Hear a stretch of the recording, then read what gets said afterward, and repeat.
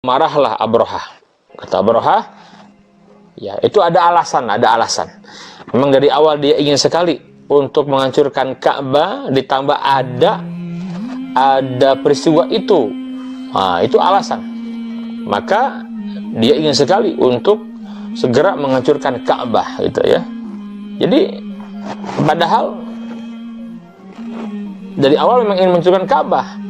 Dengan kejadian tadi makin kuat keinginannya. Maka Abrahah pun berangkat menyiapkan pasukan. Ini para ulama ahli sejarah berbeda pendapat.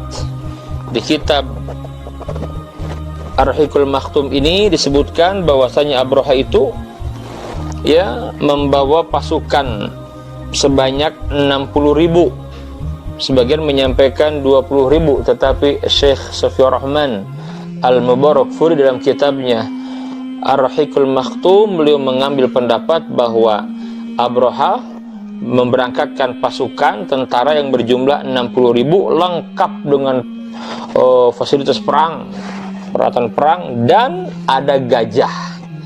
Di sini kenapa dikatakan Ashabul Fil, gajah. Ingat, gajah di sini ya, gajah di sini bukan berarti semua pasukannya gajah, bukan.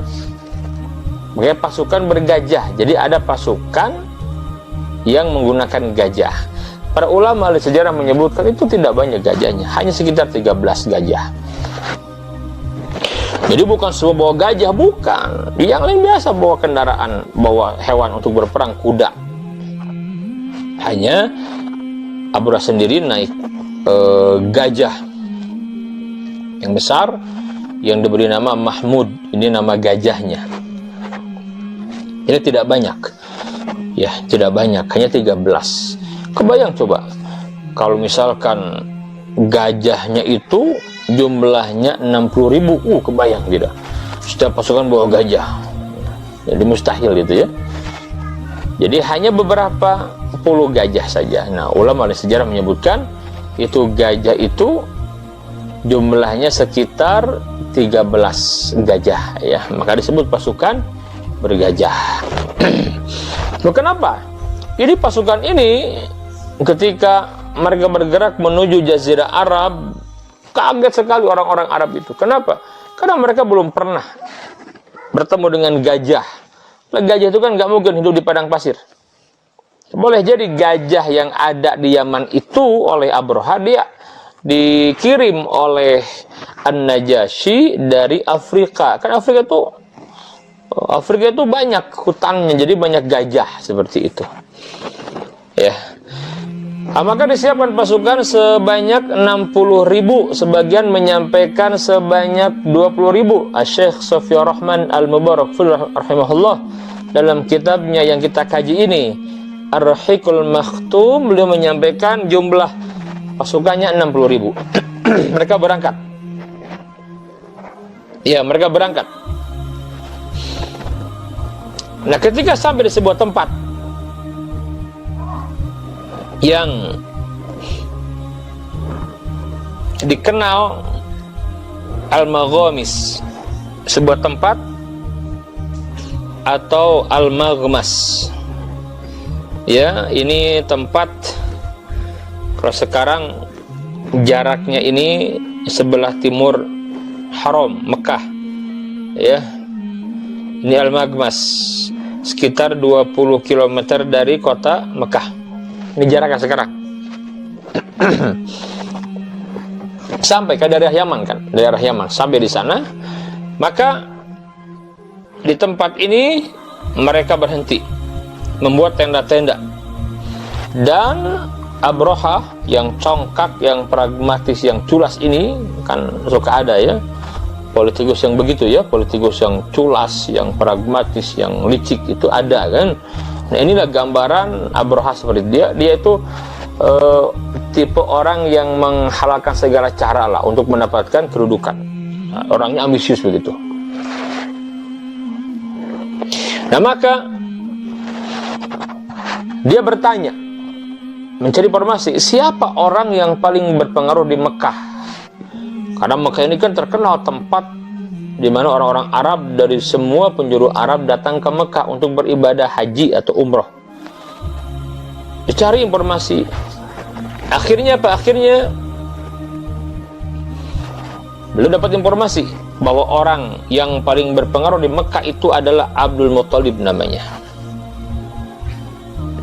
Nah, ketika itu Abdul Muthalib sedang berada yang tidak jauh dari sana. Dia punya 200 ekor unta.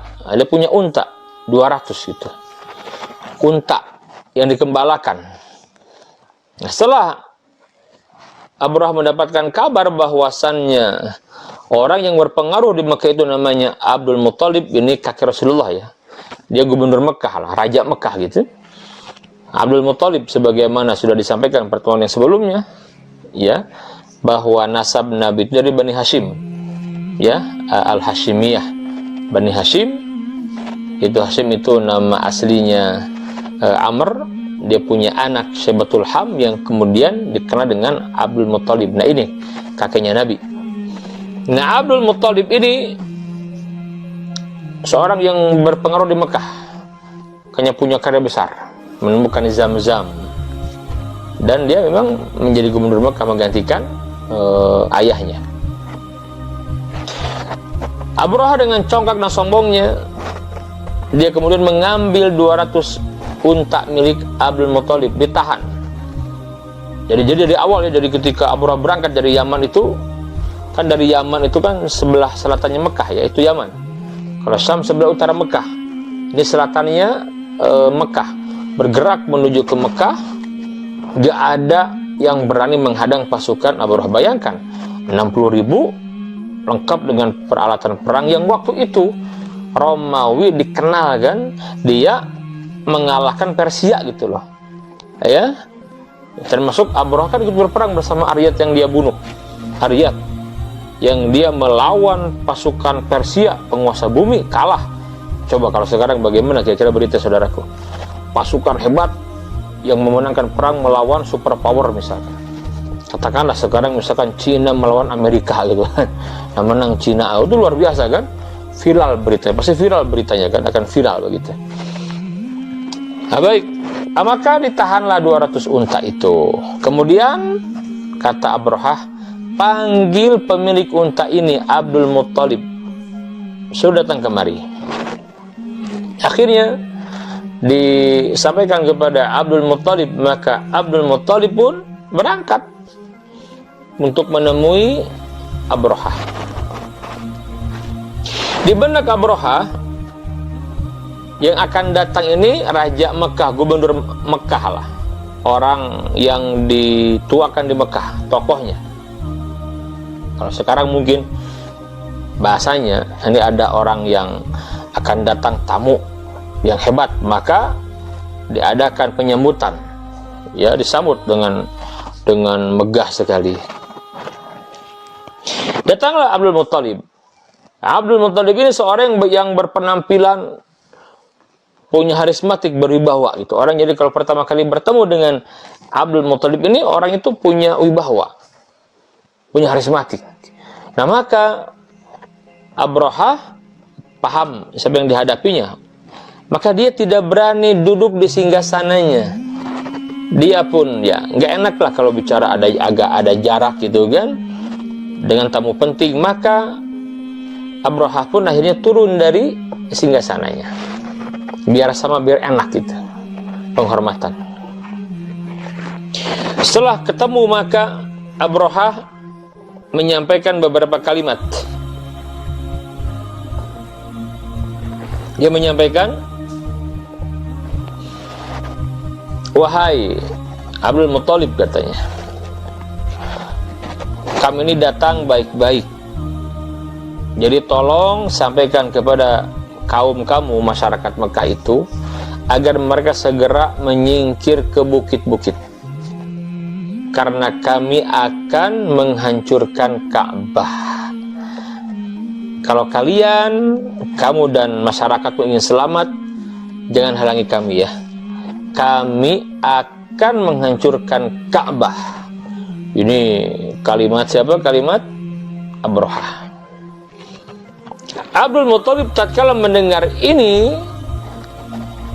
Dia nyantai saja, kata Abdul Muttalib kalimatnya, ya silakan saja, tetapi tolong kembalikan 200 ekor unta milik aku. Dan kamu kan ingin menghancurkan Ka'bah, silahkan, tetapi tolong kembalikan dulu 200 unta yang kamu tahan itu unta milikku itu. Mendengar jawaban dari Abdul Muttalib ini, tertawa itu Abrahah, merendahkan. Kata Abrahah, aku tidak nyangka orang seperti kamu pas datang nampak berwibawa, harismatik. Ternyata di benak kamu hanya berpikir unta. Padahal kami datang ini akan menghancurkan Ka'bah, tempat yang dimuliakan, yang dijaga oleh kalian dan nenek moyang kalian. Kerdil sekali kamu Abdul Muttalib, katanya. Gak nyangka aku ini. Sekecil itu pemikiran kamu. Gak ada apa-apanya berarti Mekah yang kata orang hebat itu. Aneh, bukannya kamu menghalangi kami atau melawan, malah kalimatnya mikirin unta. Kerdil, kamu gak ada apa-apanya sekarang. Aku kira kamu orang hebat, wahai Abdul Muttalib. Ternyata segede itu, sebesar itu nyalimu, dan seperti itu pemikiranmu. Meremehkan. Lihat kalimat Abdul Muttalib yang terkenal yang ditulis dalam sejarah. Kata Abdul Muttalib, ana Rabbul Ibil. Aku ini pemilik unta-unta itu. Adapun Ka'bah itu ada pemiliknya. Maka silakan kalian berhadapan dengan para pemiliknya. Mendengar ini kaget juga Abrahah, tetapi karena kesombongannya, maka dia kemudian dengan congkak tertawa merendahkan Abdul Muttalib. Kata dia, wahai pengawal, berikan semua 200 unta untuk dia. Ternyata kayak begini orang yang ditokohkan di Mekah ini. Berikan 200 unta itu. Nah, maka Abdul Muttalib segera bergerak dengan membawa 200 untanya, dan beliau kemudian menyampaikan kepada masyarakat Mekah tentang rencana Abrahah yang akan menghancurkan Ka'bah. Kata Abdul Muttalib, wahai penduduk Mekah, menyebarlah kalian. Menyebarlah kalian, tinggalkan rumah-rumah kalian, jangan ada di Mekah, naik ke bukit-bukit, semua begitu. Itu Abdul Muttalib, dia bawa untanya naik ke bukit juga, dan Abdul Muttalib tawakal benar-benar kepada Allah. Dia yakin benar ini Baitullah, pasti Allah akan menjaganya. Ini luar biasa. Dengan bahasa lain sudah, karena secara kekuatan memang Abdul Muttalib nggak bisa melawan, sudah nggak mungkin bisa mengalahkan atau berhadapan dengan pasukan Abrahah. Bayangkan 60.000 lengkap dengan peralatan perang, sementara masyarakat Mekah tidak seperti itu jumlahnya gitu, nggak sebanyak itu orang-orang Mekah itu. Nah, ini pasukannya 60.000, belum lagi gajah, logistik alat perang itu paling canggih waktu itu. Sudah benar-benar angkat tangan dan tidak ada campur tangan manusia sama sekali, dan dia yakin Ka'bah milik Allah, Allah akan berbuat itu, pasti mereka yakin. Maka mereka naik ke atas bukit. Maka dengan sombongnya Abrahah bergerak untuk menghancurkan Ka'bah. Jadi Abrahah tujuannya Ka'bah saja gitu, bukan Mekah, Ka'bah. Kalau Ka'bah hancur ya sudah, karena nggak ada yang berani melawan, ya sudah, hancurkan Ka'bah, jangan dibangun lagi, dia pulang, beres. Maka bergeraklah Abrahah dengan 60.000 pasukan. Nah, apa yang menarik? Ketika mereka membawa pasukan yang banyak itu dan mengarah ke arah Ka'bah, itu gajah yang dinaiki oleh Abrahah ini namanya Mahmud, setiap menuju ke arah Mekah itu dia nggak mau.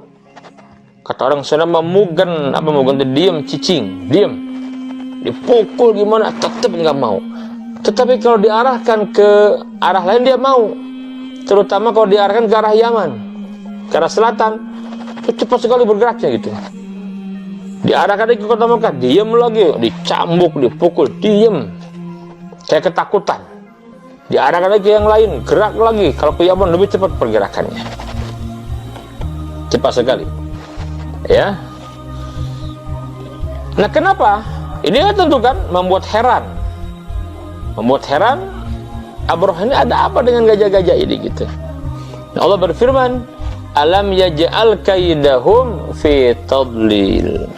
Bukankah Allah telah menjadikan tipu daya mereka untuk menghancurkan Ka'bah itu sia-sia? Karena Allah yang menjaga Ka'bah, saudaraku, sia-sia, nggak akan berhasil. Kenapa gajah-gajah dan kuda itu nggak mau bergerak ke arah Mekah, tapi kalau ke arah selain Mekah dia mau bergerak ke Yaman, apalagi dengan cepat. Kalau dia diarahkan ke Yaman, ke arah selatan, dia dengan cepat bergeraknya.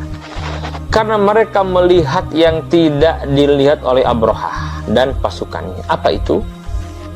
Wa arsala alaihim tayron ababil.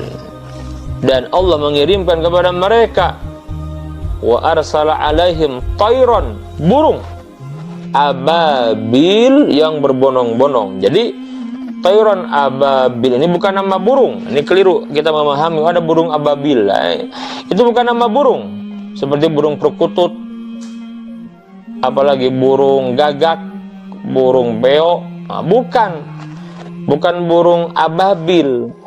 Jadi ini burung ababil, itu sifat kedatangan burung itu yang berkelompok, bergerombolan, penuh itu langit.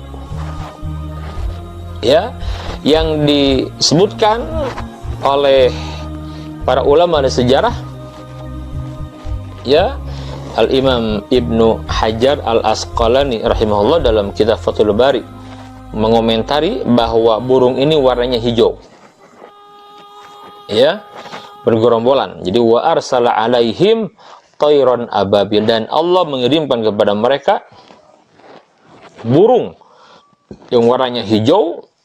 Yang ini bukan burung biasa gitu loh, kan burung biasa,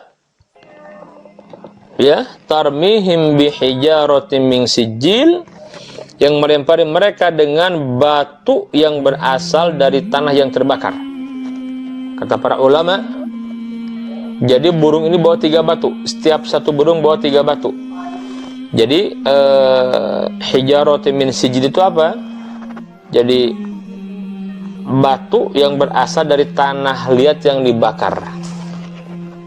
Jadi 2 kakinya nih mencengkram 2 dan di paruhnya 1. Jadi setiap burung bawa 3 batu, ya, hijarah min sijil, seperti itu.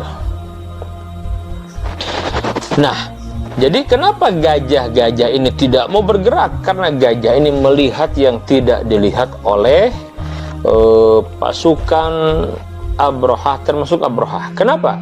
Karena yang namanya binatang itu kan sangat tajam sekali penciumannya kan, daya lihatnya, termasuk gajah.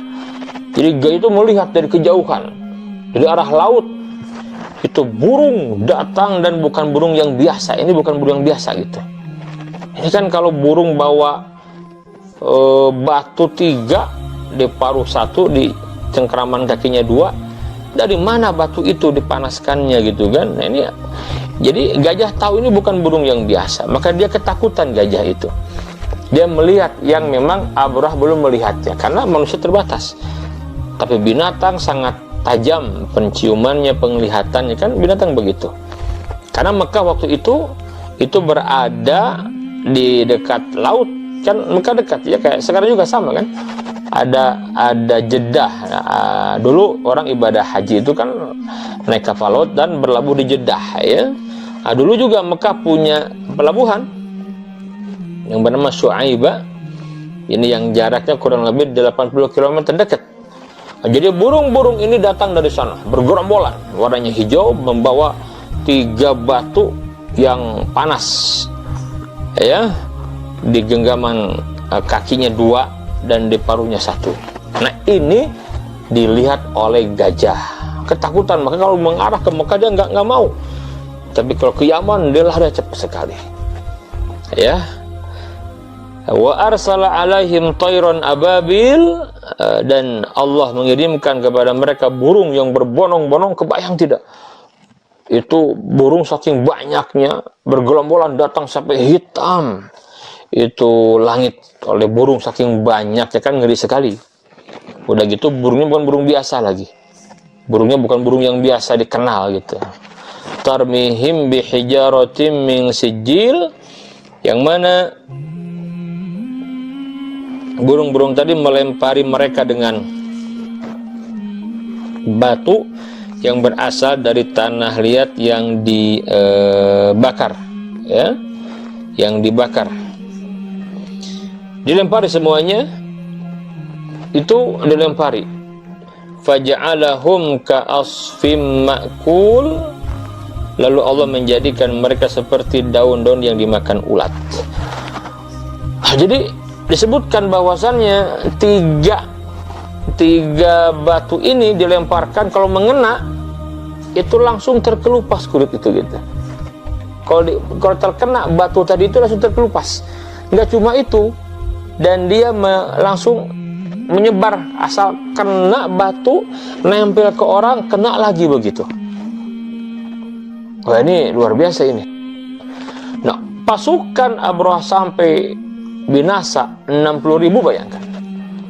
Itu bukan hanya kena oleh batu-batu tadi saja, tidak, tetapi mereka panik, mereka takut, kudanya takut, jadi pada meringkik, juga gajah juga takut, sehingga ada orang yang jatuh tergilas. Wah, kacau lah, kacau ya. Di langit kumpulan burung, tayron ababil, yang menghujani mereka dengan tarmihim bihijaratin min sijil. Luar biasa. Dan burung itu mengeluarkan suara yang mengerikan sekali gitu. Kebayang ya, langit itu penuh dengan burung yang bukan burung yang biasa mereka kenal, melempari dengan batu yang panas, setiap kena melepuh, keluar penyakit dan menyebar. Ngeri sekali. Bahkan Abraha pun juga terkena. Hanya Allah hendak menghinakan Abraha. Dia tidak langsung mati. Itu si Abraha sempat lari ke Yaman, sampai di Son'a itu habis kulit-kulitnya seperti tengkorak, dan dia mati juga mengenaskan. Nah, ini faja'alahum ka'asfim ma'kul, lalu dia menjadikan mereka seperti daun-daun yang dimakan ulat. Peristiwa ini, saudaraku, peristiwa yang dilihat langsung oleh orang-orang Mekah. Jadi orang-orang Mekah itu lihat langsung, kan mereka di bukit-bukit, mereka mau lihat langsung bagaimana mereka tidak ada campur tangan sama sekali, tidak turun tangan, memang mereka menyerahkan kepada Allah. Jadi ini memang dari Allah, kekuatan yang luar biasa, tidak masuk logika kalau sekarang begitu. Dan mereka yakin, mereka menyaksikan bagaimana pasukan yang hebat. Kalau sekarang nih, misalkan sebuah negara yang menyampaikan tidak ada yang bisa mengalahkan kekuatan militer kita, gitu kan? Kayak begitulah, itulah sombongnya si Abraha. Tidak ada yang bisa mengalahkan militer kita. Ini sudah dia menang dari Persia. Jadi ditakuti benar karena dia punya sekutunya Romawi. Romawi ini kan juga super power, kekuatan dunia waktu itu. Sombong, congkak si Abraha ini. Tiba-tiba pasukan yang hebat ini semuanya binasa, dan binasanya oleh sesuatu yang di luar nalar, di luar akal manusia lah gitu. Pasti akan heboh, betul tidak? Kalau sekarang mungkin ini akan viral berita seperti ini. Ya sekarang, meminjamnya sekarang itu akan viral, mungkin menjadi headline news di mana-mana itu kan, viral di sosial media, ya, dikenal gitu. Kenapa? Ini pasukan hebat, kok mengenaskan binasanya gitu. Ya, binasanya itu oleh sesuatu yang memang tidak masuk akal. Ya, nah, orang-orang Mekah menyaksikan, orang-orang Mekah melihat itu. Dan nanti ini kan kejadian ini tidak lama, kejadian ini dihancurkannya pasukan Abraha itu 50 hari menjelang lahirnya Nabi, saudaraku. Nah, jadi artinya apa? Ketika Nabi nanti mendapatkan wahyu kemudian hari, ya, ketika Nabi mendapatkan wahyu di umur 40 tahun, kan masih ada saksi sejarah lah, orang-orang tokoh-tokoh Mekah yang mereka menyaksikan, ya mungkin dulu masih remaja gitu, menyaksikan bagaimana ya pasukan Abraha dibinasakan oleh Allah dengan dikirimnya burung. Mereka melihat itu. Jadi ketika Nabi nanti mendakwakan Islam di umur 40 tahun, itu masih ada saksi sejarah yang melihat langsung peristiwa itu. Tatkala turun ayat ini, maka seakan-akan Allah Ta'ala menegaskan, tatkala turun surat ini kepada Nabi yang mulia di Mekah, "Hai Muhammad, sampaikan kepada mereka, tidakkah kamu memperhatikan alam taro? Tidakkah kamu perhatikan kaifa fa'ala rabbuka, bagaimana Tuhanmu telah bertindak bi ashabil fil, terhadap tentara bergajah?"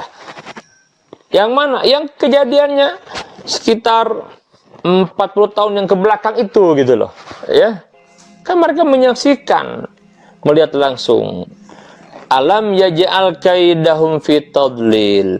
Bukankah Allah telah menjadikan tipu daya mereka untuk menghancurkan Ka'bah itu sia-sia?